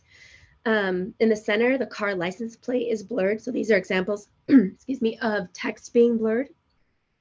And then in the lower right and the, lower left and far right, you see lower left is an intentional selfie, which is something we actually got quite a lot of. And the far right is a bystander who was unintentionally captured in the photo. And in both cases, that individual is no longer identifiable. So finally, the AI flags all photos with any part of a person in it. We see a lot of those down-facing photos with feet, and these are the sort of photos we would have allowed into the database without modification before, and we continue to do so, but we do, it just takes an extra step now. Next slide. So AI has improved the implementation of Globe Observer overall, but we found one unintended consequence. The AI blurs all text, including text we may want. We had partnered with a few locations to set up observation stations where people could stand to take Globe Observer data. And these stations were meant to be training sites or places where we would collect repeat data that we could use to assess data quality. And all of the identifying text at those stations is now blurred, which may reduce the usefulness of those sites.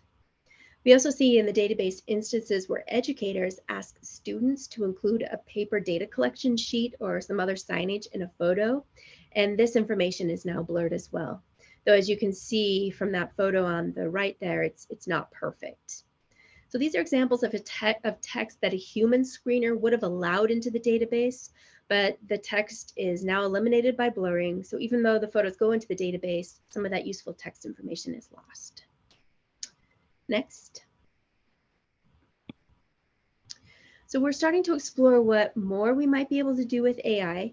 Initially, we're looking at using the photo labels that AI produces to support land cover classification. We find that many volunteers skip this step in which they label the photos with land cover types, so the AI could really help provide those layers and fill in some data gaps. And just an internet check, I just got a little flag. Am I still? You're still on? Yep, we're still here. Excellent. Okay. Actually, I was going to pause here. Peter is the science lead for Globe Observer Land Cover, and he's worked a bit on this labeling issue. So Peter, is there anything you'd like to add here? Thanks, Holly. I really appreciate this overview of the way we're trying to actually use what's known as AI here, which in my world, in remote sensing, is image classification. It's something we've been doing since the 1970s. And just like these photos have revealed some privacy issues and data quality issues and have brought up diplomacy issues, it is actually, to me, something that was started at the beginning when we first started putting satellites in space. And we first started looking at Earth and using digital images to record Earth. This question of privacy, whether it be from space or whether it be actually on the ground in this place, is something that we as a global community have been challenged with since the early 1970s. So I would say we're not really entering something brand new. It's something that we have been struggling with, and each we get pushed by technology, to explore new things, to have to deal with ethical considerations around these, and I think it really is important for us to go back to intentionality here and to really think about what is our goal for using machines, why we're actually having people be part of the science process, why we don't just give it over to the machines to do everything for us. These ethical pieces are really hard, and they're really, really important, because as I look at some of these images or data, I have a lens. And I think that's an important thing too, to recognize when we're talking about diplomacy, is everybody has a lens when they're looking at images or data. And that might change the way that you would want to think about privacy, or what you might want to do, and how you might even want to store this data for the long term. And to me, that long-term implication of of all of this digital data is not to be underestimated. And the GLOBE program has done a really wonderful job of trying to balance the considerations for long-term education in science. And I just want to end with saying, what we do today and the decisions we make today with our data and how we document it will end up influencing what future generations will be able to do. So we have to be really thoughtful about what we do with our data, how we organize it, and making sure that it's relevant in a useful and positive way for future generations. And so I'll leave it there because it is a wonderful topic and we're only getting into some of these interesting and challenging pieces. Thank you. Thank you, Peter. All right. Do you want me to go to the next slide, Holly? No, just really Okay. quickly, a couple of other things that we're doing with AI is checking Sure. for data quality. There are flags for, we could use the AI to flag data collected indoors. Data collected indoors is likely to be bad data because they're just not outside looking at the things we want them to be. And they often do that when they're learning how to use the app. And duplicates, which are also duplicate photos uploaded for multiple observations, which is also a good indicator that the data are probably not good. There's some really cool new work coming out, will be published pretty soon here, using an AI tool to identify mosquito larvae. This is a work done in collaboration with the University of South Florida, and it should be published here pretty soon. And then we've been looking at other aspects that are using AI to provide feedback to volunteers, as well as for cloud classification, which turns out to be a much trickier problem. I do have some publications here for some of our early work, and future publications will be posted on the Globe Observer website. And then I included links to some training resources that NASA is releasing. The first one is going on right now. It's about machine learning and earth science. And the second is a session that we were involved in connecting citizen science with remote sensing, as Peter was talking about. So go ahead and go to the next slide. So that is it for us. I do have my contact information here as well as our website if you have additional questions after this session. Thank you. Thank you very much, Holly. And that was Holly Call, project lead for Globe Observer and NASA Goddard Space Flight Center, SSAI. And that was also Peter Nelson, who I was not able to introduce on time. My apologies. We had a great pleasure to have Peter Nelson from Oregon State University, COAS, Globe Partnership Coordinator. Peter is an educator and Earth System researcher with a background in environmental education, biological sciences, and land management. He uses remote sensing and geographic informational system to create maps and data that show people what is happening on planet Earth, particularly changes that can be seen from space. Thank you very much to both Holly and Peter. And that was a really important information for all of us to think about it and to learn more afterwards about environmental science diplomacy through education. So you have contact information and you can forward your questions later on via email. And with that, I will turn over to Pelayo, who is managing our chat room, and we'll try to bring a few questions if we have time for this. We do. Again, Pelayo, I'm turning it over to you for a few questions that we might able to ask. Pelayo? Thank you so much, Larissa. Thank you for your wonderful moderation.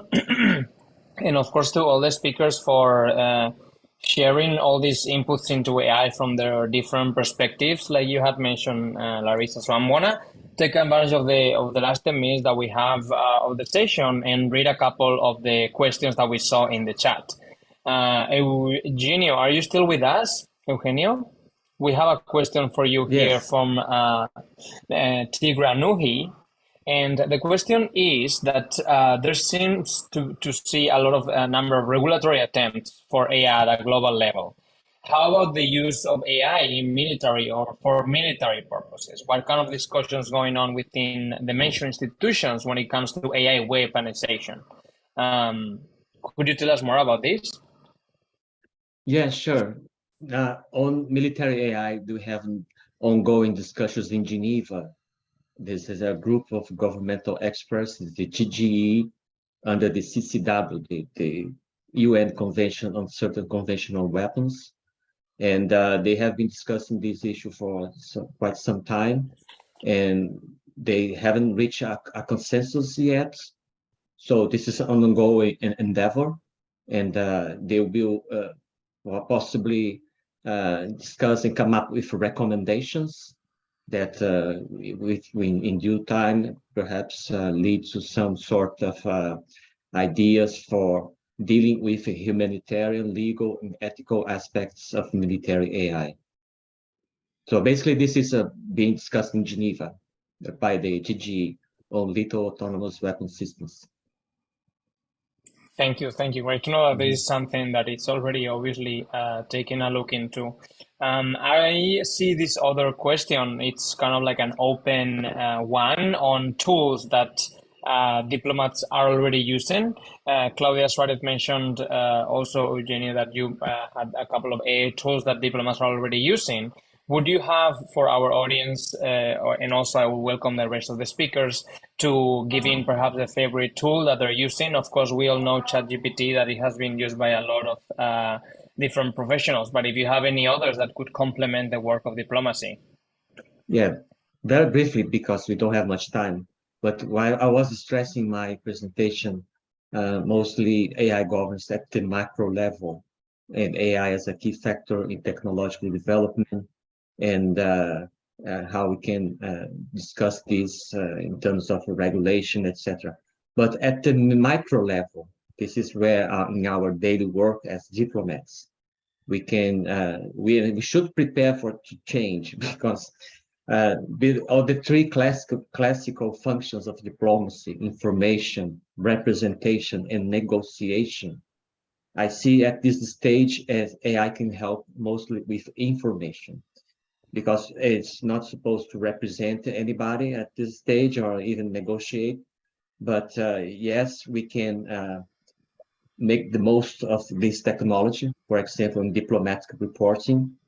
So let's say multilateral meetings that you can record and have automatic written transcription of these meetings, including at the United Nations, AI tools that can summarize texts, news articles, reports, or even help you write diplomatic communications, for example, messages or congratulations letters.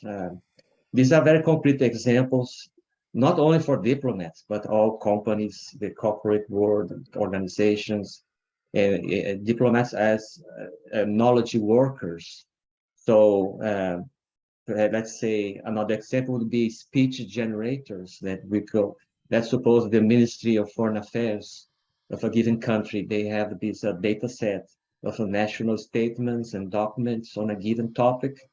Say, then using some large language models as writing aids, you can perhaps ask the system to write the zero draft of a speech that, of course, the humans would have the final say about the text, but using AI as a writing aid is something that is realistic, and I think most people now are trying and experimenting with that.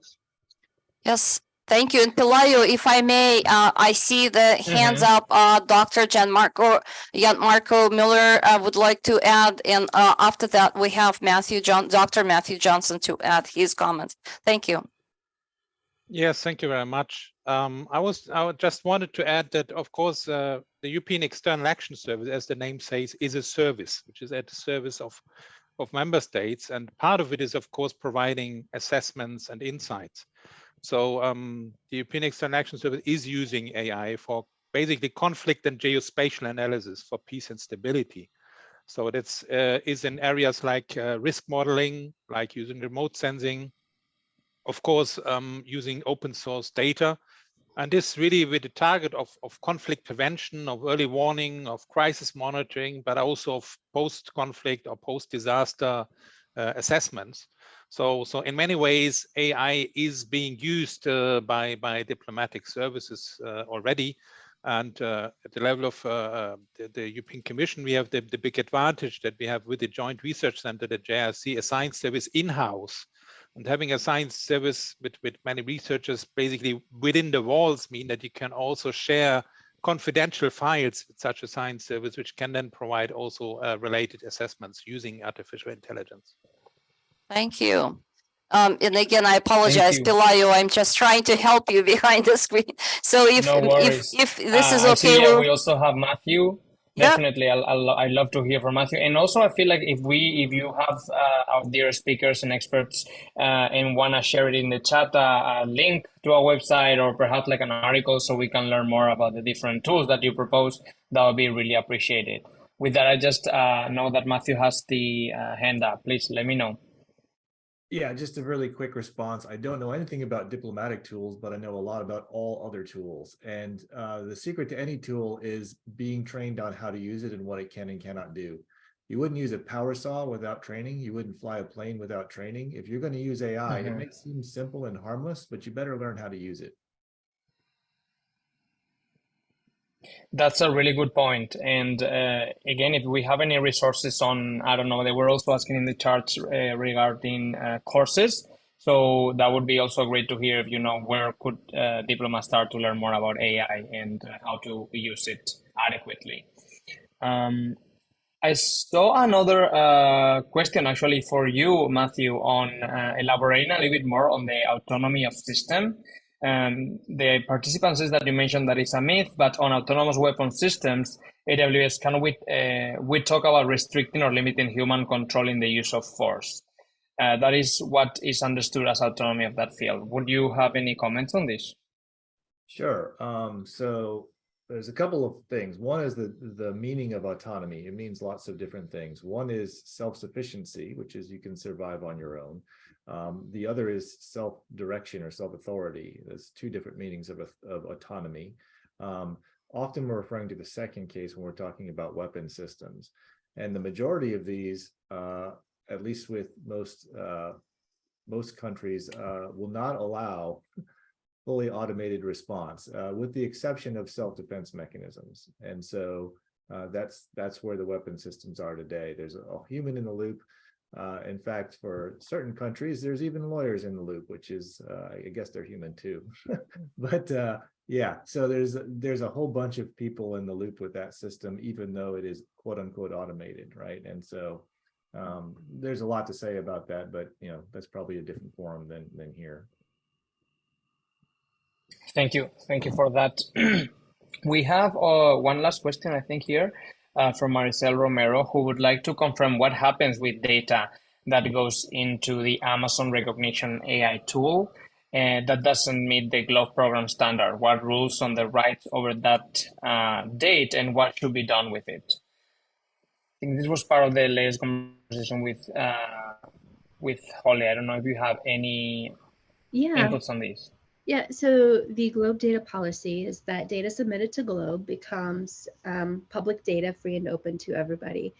The data that goes into Amazon Recognition to be screened and is flagged as bad or is inappropriate, that photo is screened by a human to make sure that it truly is. And if it is not something we can accept, then that is simply deleted. And so, you know, the end user, I suppose, still owns that because it never enters the database.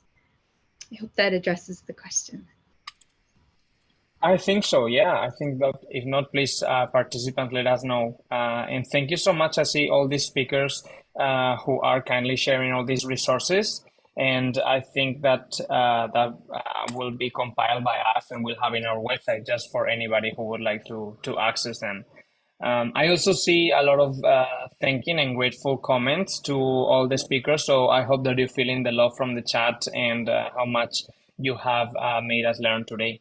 I don't see any other questions, so perhaps, Larissa, let me know if there's something from your side, any closure thoughts, and a big thank you to our panelists. Sure, sure. I just would like to ask panelists if you have any, if the questions, maybe there are some questions that were not asked and you were anxious to really share your knowledge with that. Maybe if we will just ask very briefly each panelist if she or he has anything to add. May I ask, I don't know, Gianmarco Miller, do you have anything to share with us at the very end? No, just to say, first of all, thank you for this very interesting debate. Also for me, it's always very insightful to talk to the experts and listen to them. So I just want to reiterate my point is really, we need to keep in mind that we are in a field of what we call Realpolitik in German. I think it's a term also used in English. So we need to deal with, of course, a fragmented multipolar world coined by systemic rivalries.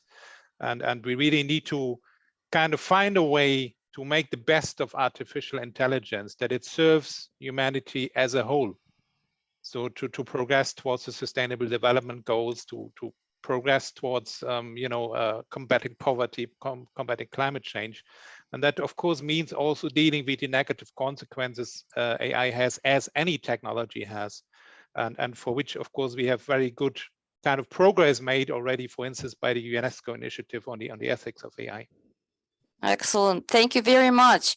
May I ask Matthew, Dr. Johnson, if you have any quick thoughts at the very end to share with us? Yeah, my last thought is, especially in the world of diplomacy, words matter. And so you should think long and hard about the words you use to describe different things. And that's how we're going to get to real meaningful answers, is using accurate words. Without accurate words, we're not going to get anywhere. Yeah, thank you. Thank you, Matthew. I don't know if Dr. Alonso Vera is still with us. I am. Yeah, I want to emphasize the fact that where AI is today, where AI is going in the next decade, 2 decades, is all about data.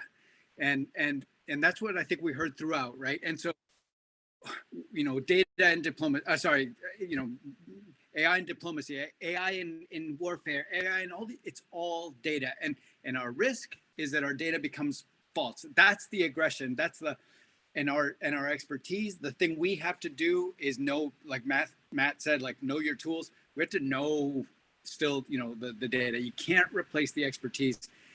And autonomy is like a whole kind of separate, thing that is not tied to what we're doing today, right? In terms of data. So anyway, that would be my thing, is let's be aware that what's happening in AI is about data, and that is what's in these relationships now. We have just much more complex ways of understanding what's going on, and therefore of distorting it too.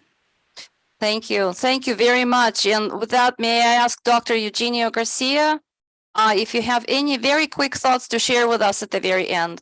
You still with us?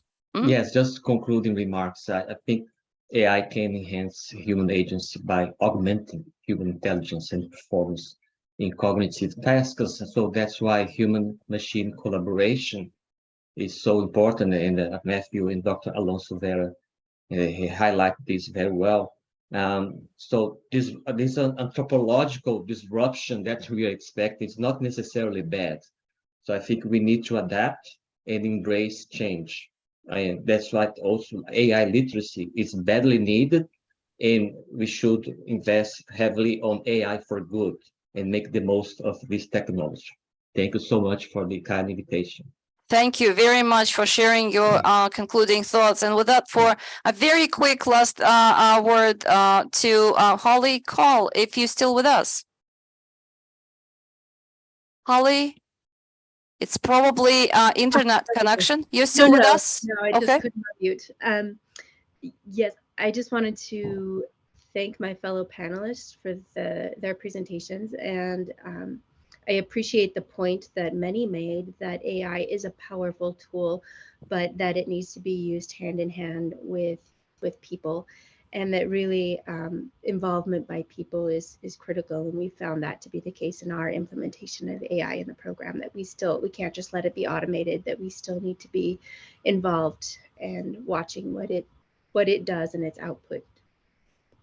Thank you, Holly. Thank you very much. And Peter, if you're still with us, would you be kind to share very quick last thoughts? I will. I also want to extend my thanks because this is a complicated subject that is emerging for all of us. And I go back. I'm a data person. I rely on data, and I think that focusing on data, the traceability of that data, where it's coming from, how it's being created, the biases of locations, geography, is really important to understand all of this that's going into these machine learning tools. So to me, that's the place that we need to really focus so that we don't get lied to, so that we can actually trace it all the way back to the measurement that's being made in the field. And that will give us all the trustworthiness that hopefully we need to be able to use it for decision making in consequential spaces like this. So thank you so much, Larissa, for allowing me to be here and share some of these words with everyone. Oh, thank you. And many thanks to all distinguished speakers. It was such a privilege and a pleasure and a great honor for all of us to really learn from you. And we all really grateful for your time and for your support. And we look forward to continued collaboration with all people around the world and really moving forward the AI and the diplomacy to the next level of our understanding and cooperation and partnerships in the future around the world. With that, I also would like to thank His Excellency Ambassador Marco Suazo for organizing the session, as well as a big thanks to Mr. Pelayo Alvarez for really masterfully put everything together, and all of you who stayed with us throughout the live streaming, and for all of you who are watching this and recording. We're all in this together. Thank you very much for your attention, for participating, for attending, for asking questions. All materials will be shared with you, as well as all information that Pelayo collected through the chat room will be shared as well. Thank you very much from me personally and from all of us. Pelayo, I will hand it over to you for last concluding words. Thank you. Thank you, Larissa. It is a pleasure just being very brief to explore this topic and this intersection, which is of such interest. And there's so many things that are being said right now about AI, but we have to remember that we have to listen to the experts and see how to better make the use so it improves our lives and not destroys or is used for the wrong objectives. And with that, we hope that we'll see you soon and we'll be able to organize more of these workshops for the rest of the year. And thanks to you very much, Larissa, for both coordinating and serving as moderator. I hope everybody has a wonderful day and see you soon. Thank you. Be well.